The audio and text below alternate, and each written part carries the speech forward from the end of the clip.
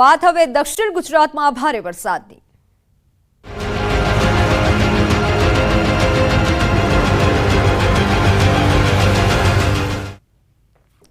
વલસાડ જિલ્લામાં અનરાધાર વરસાદ, ધોધમાર વરસાદ થઈ રહ્યો છે। વરસાદથી નદી નાળા છલકાયા છે। મધુબન ડેમના 8 દરવાજા ખોલવામાં આવ્યા। ભારે વરસાદથી કોલક નદીમાં ઘોડાપૂર આવ્યું। રસ્તા પર નદી જેવા દ્રશ્યો સર્જાયા। હજુ પણ ભારે વરસાદની આગાહી કરવામાં આવી છે। ભારે વરસાદથી કોલક નદીમાં ઘોડાપૂર આવ્યું છે।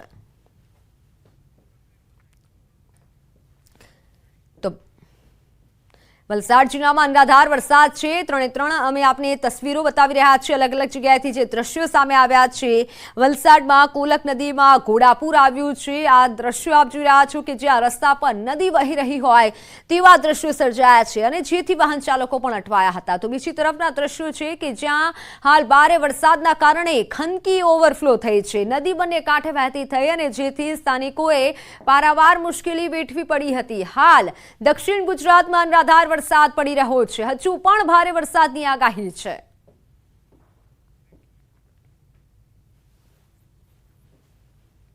વલસાડના કપરાડા તાલુકામાં ધોધમાર વરસાદ વરસ્યો। નદી નાળાઓ તોફાની સ્વરૂપે જોવા મળ્યા। અનેક વિસ્તારના લો લેવલ કોઝવે અને પુલ પરથી પાણી ફરી વળ્યા। બુરલા ગામ નજીક કોલક નદીમાં જોરદાર પાણીની આવક થઈ। ખડકવાડ ગામ નજીક કોલક નદીની જળ સપાટીમાં વધારો જોવા મળ્યો। કોઝવે પર અને પુલ પરથી ધસમસતા પાણીનો પ્રવાહ વહેતો થયો અને જેથી કેટલાક લોકો જીવને જોખમમાં મૂકી નદી પાર કરતા જોવા મળ્યા। આ દ્રશ્યો કેમેરામાં કેદ થયા હતા, જેમાં જોખમી રીતે લોકો જઈ રહ્યા છે અને વાહન હંકાવી રહ્યા છે। વલસાડ જિલ્લામાં ભારે વરસાદના પગલે મધુબન ડેમના 8 દરવાજા ખોલવામાં આવ્યા। દમણગંગા નદીમાં હજારો ક્યુસેક પાણી છોડવામાં આવ્યું ત્યારે ડેમના દરવાજા સામે જ જીવને જોખમમાં મૂકતા લોકો કેમેરામાં પણ કેદ થયા। દમણગંગા નદીમાં ડેમની સામે અનેક લોકો નદીના ધસમસતા પ્રવાહમાં માછલી પકડતા જોવા મળ્યા। પાણી છોડવામાં આવતા નદી કિનારાના લોકોને સાવચેત કરાયા છે। લોકોને નદી કિનારાથી દૂર રહેવા માટે સૂચન કરાયું છે। તેમ છતાં પણ લોકો જીવના જોખમે માછલી પકડતા જોવા મળ્યા।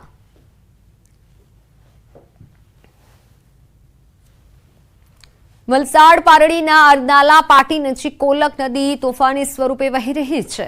કોલક નદીના પાણી લો લેવલ કોઝવે પર ફરી વળ્યા। લાંબા સમય સુધી કોઝવે પરથી વાહન વ્યવહાર બંધ કરાયો। કોઝવે પર પસાર થવું જોખમી છે અને તેથી પોલીસ પહેરો ગોઠવાયો છે। જિલ્લામાં ઉપરવાસમાં ભારે વરસાદથી નદી નાળાઓ તોફાની સ્વરૂપે વહી રહ્યા છે। જિલ્લાના 11થી વધુ બંધ માર્ગો પર પાણી ફરી વળતા કલાકો સુધી માર્ગો બંધ રહ્યા।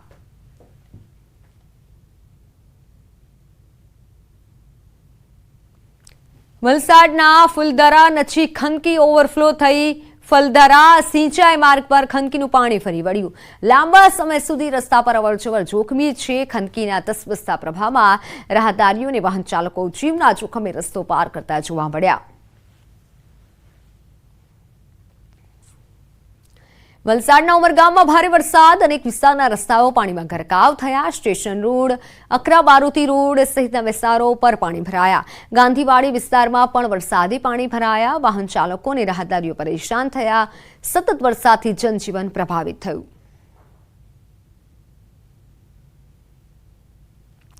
વલસાડ જિલ્લામાં ધોધમાર વરસાદથી નદીઓ છલકાઈ। તાલુકાના તમામ નદી નાળામાં પાણી તોફાની સ્વરૂપે વહ્યા।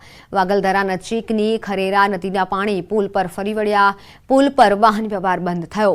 સલામતીના ભાગરૂપે બેરિકેડ લગાવી પુલ બંધ કરાયો। બંને તરફના ગામોનો સંપર્ક ખોરવાયો। નદીના એકબીજા તરફ જવાના 15 કિલોમીટરનો ચકરાવો હવે લોકોને લગાવવો પડશે। સતત વરસાદથી જનજીવન પ્રભાવિત થયું। અન્ય સમાચારો પર તો આંગણવાડીમાં ઈદના પાઠ ભણાવાતા વિવાદ વકર્યો છે। વડોદરાના ડભોઈના કરનાળી આંગણવાડીમાં બનાવ બન્યો છે। અભ્યાસક્રમ ન હોવા છતાં ભણાવાયા ઈદના પાઠ।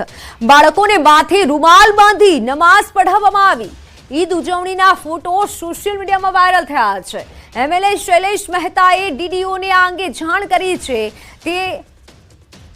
તો આ અંગે જાણ કરવામાં આવી છે, પરંતુ હાલ અનેક સવાલો ઉઠી રહ્યા છે કે આખરે આવું કેમ? આંગણવાડીમાં કેમ ઈદના પાઠ ભણાવવામાં આવ્યા છે? જે દ્રશ્યો સામે આવ્યા છે જેમાં જોઈ શકાય છે ડભોઈના કરવાડી આંગણવાડીમાં બનાવ બન્યો છે। અભ્યાસક્રમ ન હોવા છતાં ઈદના પાઠ ભણાવાયા છે। ડભોઈના કરનાળી આંગણવાડીમાં બનાવ બન્યો। અભ્યાસક્રમ ન હોવા છતાં ઈદના પાઠ ભણાવાયા હતા। બાળકોને માથે રૂમાલ બાંધી નમાઝ પઢાવવામાં આવી હતી। તો તેને લઈને હવે અનેક સવાલ ઉઠી રહ્યા છે। ફોટો સોશિયલ મીડિયામાં વાયરલ થઈ રહ્યો છે। ફોનલાઈન પર સંવાદદાતા હાર્દિક જોડાઈ ચૂક્યા છે। હાર્દિક, અભ્યાસક્રમમાં ન હોવા છતાં કઈ રીતે આ રીતે બાળકોને ઈદના પાઠ ભણાવાયા છે? શું હાલ કાર્યવાહી કરવામાં આવી છે? સામે શું આવ્યું છે? બિલકુલ સમગ્ર ઘટનાની વાત કરીએ તો કરનાળીની જે આંગણવાડી છે ત્યાંના પ્રશ્નો છે।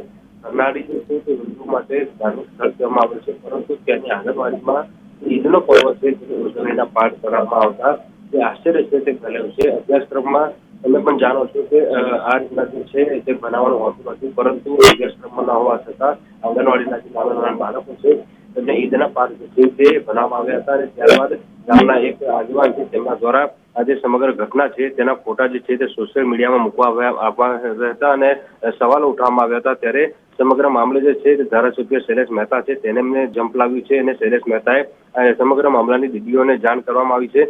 બીજી વાત કરીએ તો દીદીઓ દ્વારા સમગ્ર મામલાની તપાસ શરૂ કરવામાં આવી છે અને આજે આખી ઘટના બની છે તેની જે શિક્ષણ મંત્રી છે તેમના દ્વારા પણ ગંભીર નોંધ જે છે તે લેવામાં આવી છે। હાલ જે સોશિયલ મીડિયા પર પોસ્ટ થઈ હતી એ પોસ્ટ ડિલીટ કરી દેવામાં આવી છે। ત્યારે આ પોસ્ટ કોના દ્વારા મૂકવામાં આવી હતી અને આંગણવાડીના બાળકો જે છે તેમને નમાઝના પાઠ કેમ ભણવામાં આવ્યા હતા તે દિશામાં અત્યારે તપાસ જે છે તે તંત્ર દ્વારા કરવામાં આવી રહી છે। હાર્દિક, આ વિશે કોઈ આંગણવાડી સંચાલકોનું નિવેદન સામે આવ્યું છે ખરા? તે લોકોનું શું કહેવું છે કે કેમ આવું કર્યું? બિલકુલ આંગણવાડીના સંચાલકોનું અત્યાર સુધી કોઈ નિવેદન સામે આવ્યું નથી, કારણ કે ગતરોજ શનિવાર હતો અને આજે રવિવાર છે એટલે 2 દિવસ જે છે આંગણવાડી બંધ હોય છે। ચોક્કસ વાત છે કે દીદીઓ પાસે સમગ્ર મામલો જ્યારે પહોંચ્યો છે ત્યારે દીદીઓ દ્વારા જે આંગણવાડી બહેન હોય છે કે જેમના હાથમાં આંગણવાડીનું સંચાલન હોય છે તેમને સોમવારના દિવસે રૂબરૂ મુલાકાત માટે અને સમગ્ર મામલાનો જે ખુલાસો છે તે કરવા માટે જાણ કરવામાં આવી છે। બિલકુલ, અને સવાલ એ થાય છે કે ડીડીઓ દ્વારા હવે કેવી તપાસ કરવામાં આવશે, કેવા આદેશ આપવામાં આવ્યા છે? કેમ કે લગભગ 2 દિવસ ઘટનાને થઈ ગયા જે ફોટો વાયરલ થયા છે તેને લઈને। બિલકુલ, જો દીદીઓની વાત કરીએ તો જે ગ્રામ્ય વિસ્તાર હોય છે ત્યાં જે આંગણવાડી કાર્યરત હોય છે તેની સંપૂર્ણ સંચાલનની અને ડેવલપમેન્ટની જવાબદારી જે છે તે દીદીઓના હાથમાં હોય છે। ત્યારે દીદીઓ જે છે તેમના દ્વારા આ જે આંગણવાડી બહેન છે તેમની સામે શિક્ષાત્મક પગલાં લેવામાં આવશે, કારણ કે સમગ્ર મામલે હવે ધારાસભ્ય છે તેમના દ્વારા રજૂઆત કરવામાં આવી છે। ત્યારે ખુદ શિક્ષણ મંત્રી જે છે તેમને આ ઘટનાને ગંભીરતાથી લીધી છે। ત્યારે દીદીઓ દ્વારા જે આંગણવાડી બહેન છે તેમની સામે સખતમાં સખત પગલાં લેવાય એવી અત્યારે સ્થાનિક લોકો તેમજ જે હિન્દુ સંગઠનના આગેવાનો છે તેઓ દ્વારા માંગ કરવામાં આવી રહી છે। ત્યારે દીદીઓ દ્વારા જે આંગણવાડી બહેન છે તેમના સામે કયા પ્રકારની કાર્યવાહી કરવામાં આવે છે એ તો આવનારો સમય જ બતાવશે। બિલકુલ બિલકુલ, એટલે અભ્યાસક્રમ ન હોવા છતાં આ રીતે ઈદના પાઠ ભણાવાયા છે। આપ જોડાયેલા રહેશો હાર્દિક। ત્યારે સવાલ એ થાય છે કે આવું કેમ? આપણી સાથે ધારાસભ્ય શૈલેષ મહેતા જોડાઈ ચૂક્યા છે। શૈલેષભાઈ, ન્યૂઝ 18 ગુજરાતીમાં આપનું સ્વાગત છે। આ રીતે પાઠ ભણાવાયા છે, અભ્યાસક્રમમાં પાઠ નથી છતાં પણ આ રીતે વિદ્યાર્થીઓને પાઠ ભણાવાયા છે। સૌ પહેલા આપણી પ્રતિક્રિયા શું કહેશો? ગઈકાલે જ અમારા ધ્યાન પર આવ્યું હતું અને ત્યારે રાત્રે જ અમે કલેક્ટરને, ડીડીઓને, પ્રાંત અધિકારીને અને કુબેરભાઈ ડિંડોરને પણ અમે જે તે વોટ્સઅપ કરીને માહિતી આપી હતી કે આ રીતનું થઈ રહ્યું છે અને આ બાબતમાં શું છે સત્ય હકીકતો એ બહાર લાવી જોઈએ, કારણ કે આંગણવાડીના બાળકોને મદ્રેસાની માફક છે તે નમાજ પઢાવવાનું શીખવાડવામાં આવે એ ખૂબ દુઃખદ બનાવ છે અને ધાર્મિક સ્થળ છે કરનાળી એટલે કુબેર ભંડારીનું સ્થાન છે અને એવા સ્થળે આ બનાવ બન્યો છે એટલે અમારે ધ્યાન દોરવાની ફરજ પડી છે। બિલકુલ બિલકુલ, આપના મતે શું લાગી રહ્યું છે? કેવી કાર્યવાહી થવી જોઈએ, કેવા પગલાં લેવા જોઈએ? આમાં સત્ય પુરવાર થાય તો કડકમાં કડક પગલાં લેવા પડે। જે કર્મચારી હોય એને સસ્પેન્ડ કરવા જોઈએ અને બીજે કોઈ ઠેકાણે આવો બનાવ ના બને એની કાળજી રાખવી।